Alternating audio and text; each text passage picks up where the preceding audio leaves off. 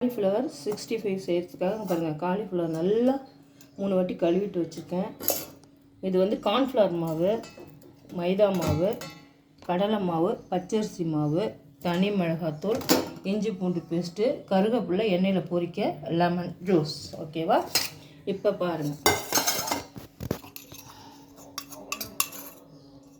பச்சரிசி மாவு 3 ஸ்பூன் போட்டுக்கோங்க. இதால் ஒரு கரண்டி கார்ன்ஃப்ளவர் மாவு போட்டுக்கோங்க. இதால் ஒரு கரண்டி மைதா மாவு போட்டுக்கோங்க. இதால் 2 டேபிள் ஸ்பூன் கடலை மாவு போட்டுக்கோங்க. தேவையான அளவு உப்பு போட்டுக்கோங்க. உங்களுக்கு எவ்வளோ உப்பு போடணுமோ போட்டுக்கோங்க. நல்லா கலந்து விட்டுக்கோங்க. கலந்து விட்டுக்கிட்டு இதை பாருங்கள், மிளகாத்தூள், இந்த காஷ்மீரி மிளகாத்தூள் போட்டிருக்கேன் கலரிங்காக.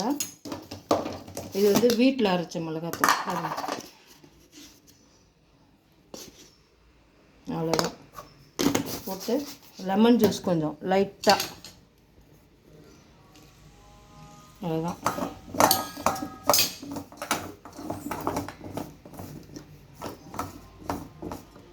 இஞ்சி பூண்டு பேஸ்ட்டு கொஞ்சமாக போட்டாச்சு. போட்டு இப்படி பெசரி அரை மணி நேரம் நல்லா ஊற வச்சுருங்க.